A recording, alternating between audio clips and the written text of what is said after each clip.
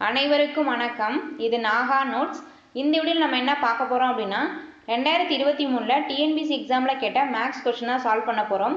2023 கேட்ட maths question எல்லாத்தையுமே cut பண்ணி பிடிஎஃபாக ரெடி பண்ணியிருக்கேன். அந்த பிடிஎஃபோட லிங்க் டிஸ்கிரிப்ஷனில் கொடுத்துருக்கேன், வேணுங்கிறவங்க டவுன்லோட் பண்ணிக்கோங்க.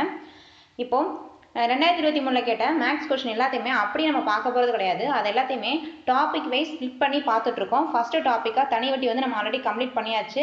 அந்த வீடியோ பார்க்காதவங்க டிஸ்கிரிப்ஷன் லிங்க் கொடுத்துருக்கேன், போய் பாருங்கள். இப்போ நம்ம கூட்டு வட்டி பார்க்க போகிறோம். கூட்டு வட்டியில் பார்ட் 1 ஆல்ரெடி நம்ம பார்த்துட்டோம். அந்த வீடியோ லிங்க் வந்து நான் டிஸ்கிரிப்ஷனில் கொடுத்துருக்கேன், வேணுங்கிறவங்க பார்த்துக்கோங்க. இப்போ நம்ம கூட்டு வட்டியில் பார்ட் 2 பார்க்க போகிறோம். ஓகே, வாங்க பார்க்கலாம். ஃபஸ்ட்டு சம் பாருங்க. அசல் ரூபாய் 5000க்கு 4% ஆண்டு வட்டி வீதம் அரையாண்டுக்கு ஒரு முறை வட்டி கணக்கிடப்பட்டால் 1.5 ஆண்டுகளுக்கு கிடைக்கும் கூட்டு வட்டி காண்கன்னு கேட்டிருக்காங்க. அசல் கொடுத்துருக்காங்க 5000. நெக்ஸ்ட் வட்டி வீதம் கொடுத்துருக்காங்க 4%. அதுக்கடுத்து ஆண்டு கொடுத்துருக்காங்க, எண் கொடுத்துருக்காங்க 1.5 ஆண்டுகள். இது கலப்பு பின்னத்தில் கொடுத்துருக்காங்க. இதை நார்மல் பின்னமாக மாற்றுங்க. இந்த ரெண்டையும் ஒன்றையும் மல்டிப்ளை பண்ணால் 2, இதோட இந்த 1 ஆட் பண்ணணும். ஆட் பண்ணோம்னா என்ன வரும்? 3 வரும். அப்போ 3/2. கலப்பு பின்னத்தை நம்ம நார்மல் பின்னமாக மாற்றி எழுதியிருக்கோம். ஓகே, நெக்ஸ்ட்டு அவங்க என்ன கேட்டிருக்காங்க? கூட்டு வட்டி கண்டுபிடிக்க சொல்லியிருக்காங்க. காம்பவுண்ட் இன்ட்ரெஸ்ட் வந்து கண்டுபிடிக்க சொல்லியிருக்காங்க. கொஸ்டினில் பாருங்கள், அரையாண்டுக்கு ஒரு முறை வட்டி கணக்கிறதா சொல்லியிருக்காங்க. அரையாண்டுக்கு ஒரு முறை வட்டி கணக்கிடப்பட்டால் மொத்த தொகை கண்டுபிடிக்க ஃபார்முலா என்ன? P of 1 + R / 200 whole power 2n. அரையாண்டுக்குன்னு சொன்னனால தான் இங்கே நம்ம 2n இங்கே 200 போட்டிருக்கோம். இதுவே ஆண்டுக்கு ஒரு முறை சொல்லியிருந்தாங்கன்னா இந்த 100 இங்கே வெறும் n மட்டும்தான் போட்டிருப்போம். ஃபார்முலாலாம் மாறுது, பார்த்துக்கோங்க. இங்கே அரையாண்டுன்னு சொல்லியிருக்கனால இங்கே மாற்றி போட்டிருக்கோம். இப்போ இது எல்லாத்தையும் கொண்டு வந்து இதில் சப்ஸ்டியூட் பண்ணுங்கள். அசல் வந்து 5000. நெக்ஸ்ட்டு 1 + R வந்து 4 / 200 whole power 2 × n வந்து 3/2. இப்போ இந்த ரெண்டையும் கேன்சல் பண்ணிடலாம். நெக்ஸ்ட்டு நாங்கள் இங்கே 20, இந்த 0 அப்படியே வந்துருச்சு. நெக்ஸ்ட்டு 5000. இப்போது இங்கே பாருங்கள், இங்கே 1 + 1/15 இருக்குது. இப்போ இதை கிராஸ் மல்டிப்ளை பண்ணலாமா?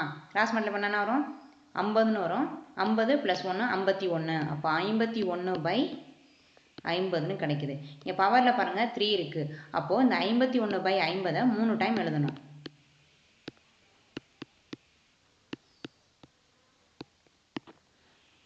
ஏன் நான் இந்த 3 டைம் எழுதுறேன்னா, இங்கே 3 கொடுத்துருக்கேன். பவரில் 3 இருக்கனால இங்கே 51/50 வந்து நான் 3 டைம் எழுதிருக்கேன். நெக்ஸ்ட்டு இப்போ இதெல்லாத்தையும் கேன்சல் பண்ணுங்கள். இங்கே இருக்க இந்த 3 0வும் இங்கே இருக்க இந்த 3 0வும் கேன்சல் ஆயிரும். இப்போ 5 அவ்வளோ டிவைட் பண்ணலாமா? இந்த 5ம் இங்கே இருக்க 5ம் கேன்சல் ஆயிரும். நெக்ஸ்ட்டு 4 5 5, இங்கே 5 50, மிச்சம் 1, புள்ளி வச்சு 0 சேர்த்துக்கோங்க. 7 5 10. அதே மாதிரி தான் இங்கேயும் கேன்சல் பண்ணால் 4 5 5, இங்கே 5 50, மிச்சம் 1 இருக்கும். புள்ளி வச்சு 0 சேர்த்துக்கோங்க. 7 5 10. மிச்சம் என்ன இருக்குது? 51 × 10.2 × 10.2. இப்போ இதெல்லாத்தையும் மல்டிப்ளை பண்ணுங்கள். 5306.04ன்னு கிடைக்குது. இது வந்து மொத்த தொகை. அவங்க என்ன கேட்டிருக்காங்க? கூட்டு வட்டி தான் கண்டுபிடிக்க சொல்லியிருக்காங்க. கூட்டு வட்டி எப்படி கண்டுபிடிக்கணும்? மொத்த தொகையிலேருந்து அசலை மைனஸ் பண்ணோம் அப்படின்னா நம்மளுக்கு வட்டி கிடச்சிருமா? மொத்த தொகை எவ்வளோ கண்டுபிடிச்சி வச்சுருக்கோம் பாருங்கள். 5306.04 மைனஸ் அசல் வந்து 5000. இப்போ இதை மைனஸ் பண்ணுங்கள். 306.04. இதுதான் இந்த சம்முக்கான ஆன்சர். ரெண்டாவது சம் பாருங்க. ஒரு கிராமத்தின் மக்கள் தொகை ஒவ்வொரு வருடமும் 5% அதிகரிக்கிறது. அதன் தற்போதைய மக்கள் தொகை 50,500 எனில் 2 வருடங்களுக்கு பிறகு அக்கிராமத்தின் மக்கள் தொகை என்னவாக இருக்கும்னு கேட்டிருக்காங்க. கொஸ்டின் பாருங்க. ஒரு கிராமத்தின் மக்கள் தொகை வந்து ஒவ்வொரு வருஷமும் 5% வந்து அதிகரிக்கிறதா சொல்லியிருக்காங்க. நான் லாஸ்ட்டாக மொத்தம் 10 ஃபார்முலா சொல்லியிருந்தேன். அதில் லாஸ்ட் 2 ஃபார்முலா பாருங்கள். நீங்கள் பார்ட் 1 பார்த்துட்டிங்கன்னா உங்களுக்கு இப்போ இந்த சம் உங்களுக்கு கிளியராக புரியும். பார்ட் 1 பார்க்கலன்னா அதை போய் பார்த்துட்டு வந்து இந்த பார்ட் 2 பாருங்கள். ஏன்னா பார்ட் 1ல் தான் நான் ஃபார்முலா எல்லாமே கிளியராக சொல்லியிருந்தேன். பார்ட் 1ல் 9வது ஃபார்முலாவையும் 10வது ஃபார்முலாவையும் பார்த்துக்கோங்க. அதிகரிக்கிறது அப்படின்னா ப்ளஸ் வரும்னு சொல்லியிருந்தேன். குறைகிறது அப்படின்னா மைனஸ் வரும்னு சொல்லியிருந்தேன். இங்கே வந்து அதிகரிக்குதுன்னு சொல்லியிருக்காங்க. அப்போ ஃபார்முலாவில் ப்ளஸ் வரும்னு தெரிஞ்சு போச்சு. அதிகரிக்கிறதுல 2 ஃபார்முலா இருக்குது, அதாவது ப்ளஸ்லேயே 2 ஃபார்முலா இருக்குது. அந்த 2 ஃபார்முலா எந்த ஃபார்முலா அப்படின்றத நம்ம இப்போ தான் சூஸ் பண்ண போகிறோம். நெக்ஸ்ட் பாருங்கள். அதன் பிறகு தற்போதைய மக்கள் தொகை 50,500 கொடுத்துட்டாங்க. 2 வருடங்களுக்கு பிறகு அக்கிராமத்தின் மக்கள் தொகை என்னன்னு கேட்டிருக்காங்க. இங்கே பாருங்கள், ஒரு கிராமத்தோட மக்கள் தொகை ஒவ்வொரு வருஷமும் 5% அதிகரிக்கிறது. ஆர் வந்து 5%, ஒவ்வொரு வருஷமும் 5% அதிகரிக்க சொல்லியிருக்காங்க. நெக்ஸ்ட்டு தற்போதைய மக்கள் தொகை கொடுத்துருக்காங்க 50,500ன்னு கொடுத்துட்டாங்க. 2 வருடங்களுக்கு பிறகு அவங்க கேட்குறது, 2 வருடங்களுக்கு பிறகு மக்கள் தொகை என்னவா இருக்குன்னு கேட்டிருக்காங்க. அப்போ அதுக்கான ஃபார்முலா வந்து A = P of 1 + R / 100 whole power n. இதான் வந்து இதுக்கான ஃபார்முலா. இங்கே பாருங்கள், அதிகரிக்கிறது அப்படின்றதுனால இந்த இடத்துல ப்ளஸ் வரும். நெக்ஸ்ட்டு இங்கே 2 வருடங்களுக்கு பிறகுன்னு கேட்டிருக்காங்க. அப்போனா P வந்து இங்கே வரும். இதுவே 2 வருடங்களுக்கு முன்புன்னு கேட்டிருந்தாங்கன்னா இந்த இடத்துல மேலே P போட்டிருப்போம். P / 1 + R / 100 whole power n போட்டிருப்போம். ஆனால் அவங்க வந்து 2 வருடங்களுக்கு பிறகுன்னு தான் கேட்டிருக்காங்க, முன்புன்னு கேட்கல, பின்புன்னு தான் கேட்டிருக்காங்க. அதனால் P வந்து இந்த இடத்துல தான் வரும். ஓகேவா?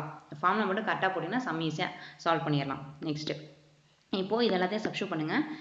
P வந்து 50,500, 1 + R வந்து 5% / 100 whole power n வந்து 2 ஆண்டுகளுக்கு பிறகுன்னு கொடுத்துருக்காங்க. அப்போ n வந்து 2. ஓகே, இப்போது 5ஆல் டிவைட் பண்ணலாம், 2 10 0ன்னு வந்துருச்சு. இப்போ கிராஸ் மல்டிப்ளை பண்ணலாம்.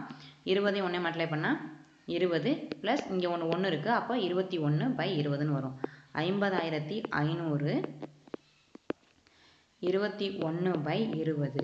இங்கே பாருங்கள், பவரில் 2 இருக்குது. அப்போ 2 டைம் எழுதிக்கலாமா? 21/20 2 டைம் எழுதிக்கலாம். இப்போ கேன்சல் பண்ணுங்கள். இங்கே இருக்க 2 ஜீரோவும் இங்கே இருக்க 2 ஜீரோவும் கேன்சல் ஆயிடுச்சு. நெக்ஸ்ட் 2 டிவைட் பண்ணலாமா? 2 இங்கே 2 20, மிச்சம் 1 இருக்குது, புள்ளி வச்சு 0 சேர்த்துக்கோங்க. 2 10. அதே மாதிரி தான் இதையும் கேன்சல் பண்ணணும். 2 இங்கே 2 20, மிச்சம் 1 இருக்குது, புள்ளி வச்சு 0 சேர்த்துக்கோங்க. 2 10.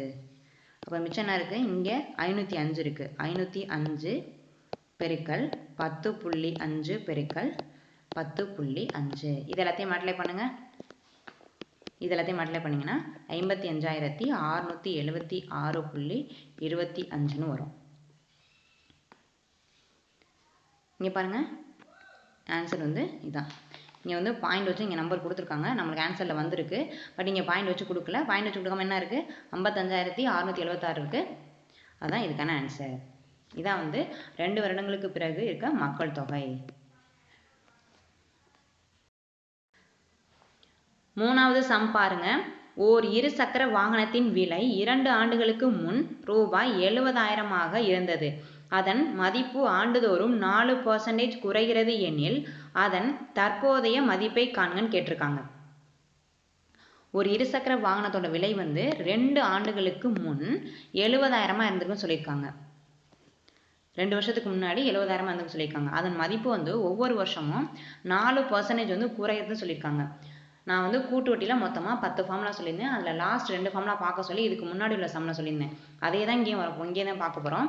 அங்கே இதுக்கு முன்னாடி உள்ள சம்மில் வந்து அதிகரிக்கிறத வச்சு பார்த்தோம். இங்கே வந்து நம்ம குறைகிறத வச்சு பார்க்குறோம். அதிகரிக்கிறது அப்படின்னா ஃபார்முலாவில் ப்ளஸ் வரும், குறைகிறது அப்படின்னா ஃபார்முலாவில் மைனஸ் வரும். இப்போ ஃபார்முலாவில் -1 கண்டுபிடிச்சாச்சு. இந்த மைனஸ்லேயே 2 ஃபார்முலா இருக்குது, முன் பின் அப்படின்னு 2 ஃபார்முலா இருக்குது. இங்கே பாருங்கள், இங்கே கொஸ்டினில் முன் இருக்குது அப்படின்றதுக்காக முன் ஃபார்முலா நீங்கள் போய் சப்ஸ்டிட்யூட் பண்ணணும்னு சொல்லி சப்ஸ்டிட்யூட் பண்ணிடக்கூடாது. இந்த சம் நல்லா தெளிவாக பாருங்கள். ஒரு இருசக்கர வாகனத்தின் விலை வந்து 2 ஆண்டுகளுக்கு முன்னுன்னு கொடுத்துருக்காங்க. இப்போது எக்ஸாம்பிளுக்கு இப்போ நம்ம 2024 நடக்குது. 2 வருடங்களுக்கு முன்பு அப்படின்னா என்ன வரும்? 2022. இப்போ 2024 2 வருடங்களுக்கு முன் 2 வருடங்களுக்கு முன் அப்படின்னா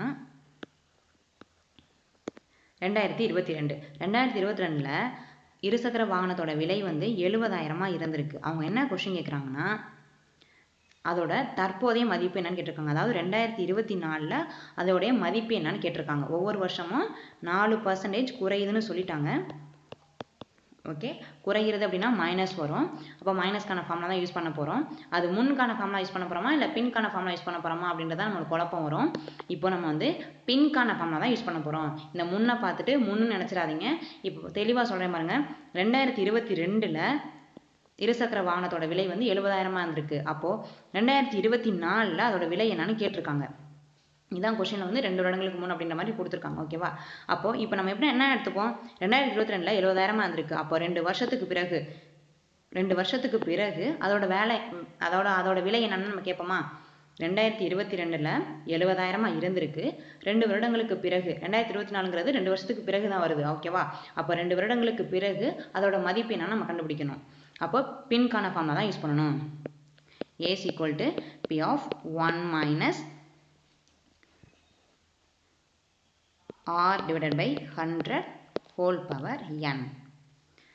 இங்கே பாருங்க, குறைகிறது அப்படின்றதுக்காக மைனஸ் யூஸ் பண்ணியிருக்கோம் ஃபார்முலாவில். இங்கே வந்து 2 வருடங்களுக்கு பிறகு 2022 70,000, 2024 கண்டுபிடிக்கணுங்கிறதுக்காக 2 வருடங்களுக்கு பிறகு அதோட மதிப்பு என்னன்னு கண்டுபிடிக்கணும். அதனால தான் நம்ம பின்கான ஃபார்முலா யூஸ் பண்ணுறோம். ஏன் நான் திரும்ப சொல்கிறேன்னா, இந்த இடத்துல நிறைய பேர் தப்பு பண்ணுவாங்க, அந்த முன் பின்னில் தப்பு பண்ணுவாங்க. அதுக்காக தான் திரும்ப சொல்கிறேன். உங்களுக்கு இந்த மாதிரி கொஸ்டினில் குழப்பம் ஏற்பட்டுச்சு அப்படின்னா, இப்போ கரண்டில் இருக்க வருஷத்தையும் அதுக்கு முன்னாடி உள்ள வருஷத்தையும் போட்டு பார்த்து இதை வச்சு நீங்கள் கண்டுபிடிங்க. அப்போ உங்களுக்கு ஈஸியாக புரியும். 2022 70,000 இருந்திருக்கு. அப்போ 2 வருஷம் பிறகுங்கிறது 2024. ஓகேவா? 2024 எப்போ வரும்? 2 வருஷத்துக்கு பிறகு தான் வரும். அப்போது 2 வருஷத்துக்கு பிறகு மதிப்பு எவ்வளோன்னு நம்ம கண்டுபிடிக்கணும். அப்போ பிறகுனாவே P வந்து இந்த இடத்துல வரும். இதே முன்னுனா தான் P வந்து மேலே வரும். நம்மளுக்கு பிறகு தான் கேட்டிருக்காங்க. 2 வருஷத்துக்கு பிறகு தான் எவ்வளோ மதிப்புன்னு கண்டுபிடிக்கணும். அதனால P வந்து பின்னாடி தான் வரும். இங்கே தற்போதே கேட்டிருக்கனால இதை வச்சு குழம்பிடாதீங்க. ஃபஸ்ட்டு இந்த மாதிரி போட்டு பார்த்துக்கோங்க. இந்த மாதிரி போட்டாவே உங்களுக்கு ஈஸியாக புரிஞ்சிடும். நெக்ஸ்ட்டு ஃபார்முலா சப்ஸ்டியூட் பண்ணுங்கள். P வந்து 70,000, 1 minus R வந்து 4 divided by 100 whole power n வந்து 2. நெக்ஸ்ட் 70,000 அப்படியே வச்சுக்கோங்க. ஓர்னாங்க இங்கே ஈர்னாங்க 8, மிச்சம் 2, ஐநாங்க 20ன்னு வந்துருச்சு. இப்போ இதை கிராஸ் மல்டிப்ளை பண்ணலாமா? 25ன்னு வரும். இங்கே வந்து 1 இருக்குது. அப்போது 25ல் இங்கே மைனஸ் இருக்கனால 25ல் 1 கழிச்சோம்னா 24 வரும். அப்போ 24/25. பவரில் பாருங்கள் 2 இருக்குது. அப்போ 2 டைம் போடணும். 24/25. இப்போ கேன்சல் பண்ணுங்கள். 5 டிவைட் பண்ணலாம். 5 25. இங்கே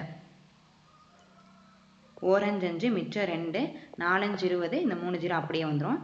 நெக்ஸ்ட்டு 5 25, இங்கே 2 10, மிச்சம் 4, 8 5 40, 2 0 வந்துடும். நெக்ஸ்ட்டு 1 5 5, 5 25, மிச்சம் 3, 6 5 30, இந்த 0 அப்படியே வந்துடும். நெக்ஸ்ட்டு 1 5 5, இங்கே 1 5 5, மிச்சம் 1, 2 10. இவ்வளோ தான் அடிக்க முடியும். மிச்சம் என்னென்ன இருக்குது? 112 பெருக்கல் மேலே பாருங்கள் 24 பெருக்கல் 24. இது எல்லாத்தையும் மல்டிப்ளை பண்ணுங்கள். 64,512. இதான் வந்து இந்த சம்முக்கான answer. Okay friends, remaining sum next பார்ட்டில் பார்க்கலாம். தேங்க்யூ.